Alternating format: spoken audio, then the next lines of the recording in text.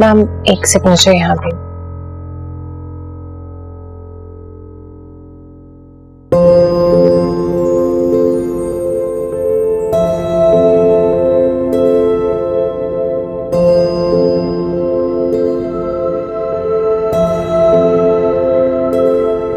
इसमें भी 2 सिग्नेचर्स चाहिए आपके।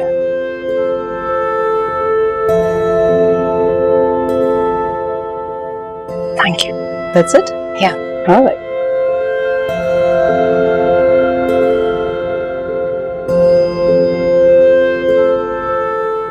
क्या बात है भाई, आज तो जनाब के चेहरे से स्माइल ही नहीं जा रही। क्यों? मैं मुस्कुराते हुए आपको अच्छा नहीं लगता? नहीं, बहुत अच्छे लगते हो। मैं तो चाहती हूँ तुम हमेशा इसी तरह हंसते मुस्कुराते रहो। और अब जरा इस मुस्कुराहट की वजह ही बता दो। Come on, mummy. तो कहते हैं ना कि जब लड़के बड़े हो जाते हैं ना तो अपनी माँ से बातें छुपाते हैं। मुझे लगता है सही बात है। For your kind information, मैं आपसे कुछ नहीं छुपा रहा हूँ। अच्छा, तो फिर जल्दी से बताओ उस दूसरी लड़की का नाम। Come on, बताओ बताओ। ये लड़की जो अभी कमरे से फाइल्स लेके निकली है, कैसी लगती है आपको? तहजीब? Are you serious? I am, लेकिन आप इतना शॉक क्यों लग रही हैं? क्योंकि जितना मैं तुम्हें जानती हूँ, तहजीब is not your type. Then you don't know my type. चलो, अगर तुम्हारे टाइप की है भी तो क्लास डिफरेंस है क्या?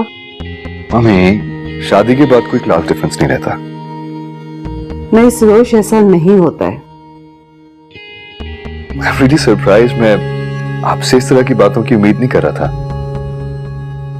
देखो सुरोश, तहजीब बहुत अच्छी लड़की है, लेकिन मैं जिस क्लास डिफरेंस की बात कर रही हूँ ना, उसमें मैरिड कपल की कंपैटिबिलिटी में वो बहुत अहम किरदार अदा करती है।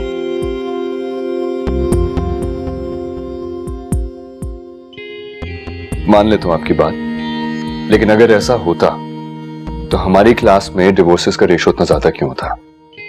और मान लिया शादी के बाद even if they get along for 15-20 years, साथ रह के भी ये सारे लोग अलग अलग क्यों रहते हैं? आई पर्सनली थिंक कि शादी के लिए लेवल ऑफ रिस्पेक्ट ज्यादा इंपॉर्टेंट है देन द क्लास।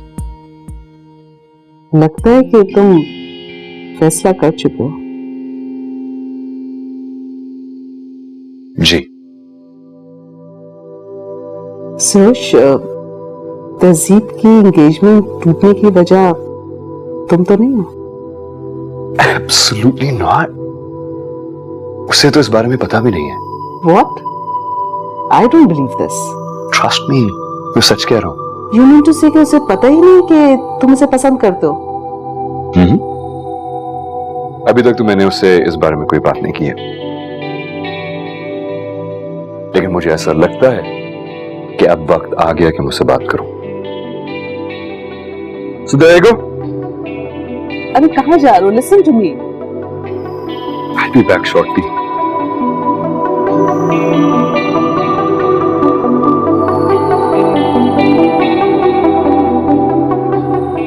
मिस तहजीब। जी सर। क्या मुझसे शादी करेंगी? जी। बस यही पूछने आया था। Thank you.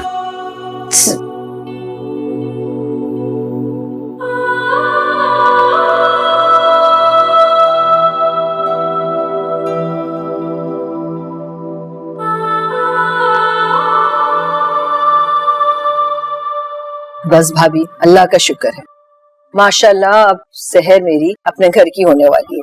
अब देखिए मुस्ता के घर वाले निकाह की तारीख कब देखो।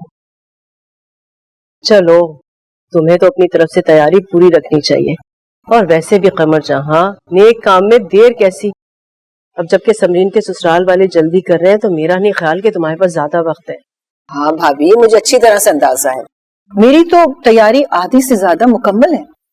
और हाँ, मैंने शाहिदा को भी कह दिया कि तहजीब के लिए रिश्ता दोबारा से ढूंढना शुरू कर दे। हाँ, देर आए दुरुस्त आए। बस अल्लाह मेरी दोनों बेटियों के नसीब अच्छे करे। भाभी आपसे एक बात पूछूं, बुरा तो नहीं मानेंगी? पूछो। आपने कभी तहजीब से पूछा है कि उसकी जिंदगी में कोई लड़का तो नहीं?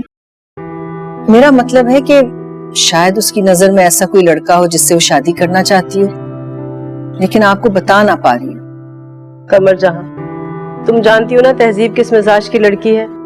उसकी जिंदगी में लड़का हो ऐसा तो हो ही नहीं सकता, और अगर ऐसा होता भी ना, कम से कम वो मुझसे ना छुपाती।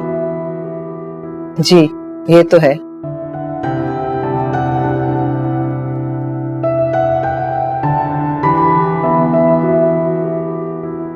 ये देखो, ये सूट मैंने तुम्हारे लिए लिया था, तुम्हें देने के लिए। देखो। हेलो अम्मी, ये तो ना कोई 1901 का नमूना डिजाइन है। अब ना ये छोटी शर्ट और चौड़े पाइचों का कोई जमाना नहीं है। ये तो पूरे 10 साल पुराना फैशन लग रहा है। अरे जब मैं ये खरीदने गई थी ना, तो ढूंढ ढूंढ कर ये डिजाइन नहीं मिल रहा था, और आज देखो इन कपड़ों की कितनी बेकदरी हो रही है।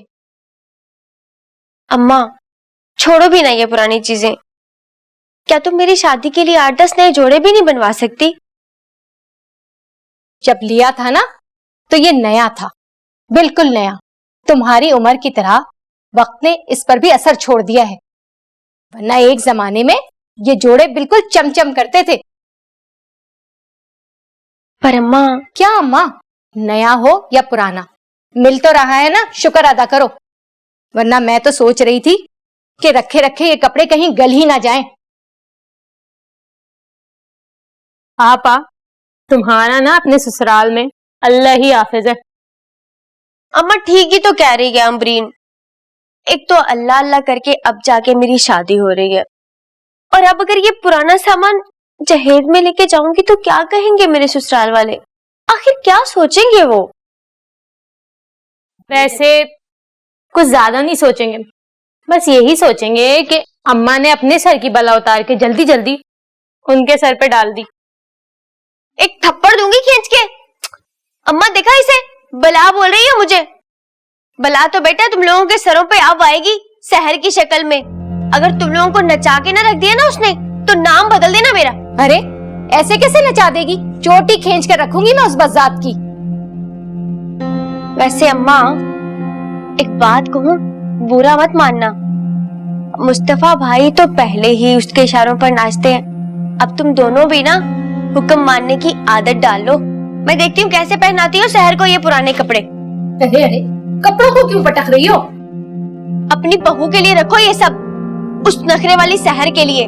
मुझे ये पुराना जहेज अपने ससुराल ले जाके अपनी सास और नंदों से ताने नहीं सुनने। अरे मेरा तो उस नागन को ये पुराने कपड़े भी देने को दिल नहीं चाह रहा। सच पूछो, तुम्हें शायद अंदाजा भी नहीं है कि उस लड़की के लिए मैंने किस दिल से हाँ की है। वो तो उन माँ बेटी ने ऐसी चाल खेली कि मेरी गोद फंस गई, वरना मेरा इतना होनहार और लायक पायक बेटा कभी मैं शहर जैसी अय्यार लड़की के चुंगल में फंसे ना देती।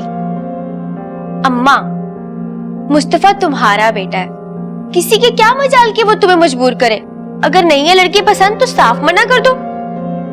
तुम तो ऐसे बन रही हो जैसे तुम्हें कुछ पता ही नहीं है। अरे मैंने क्या कर दिया? मुझ पे क्यों बरस रही हैं आप?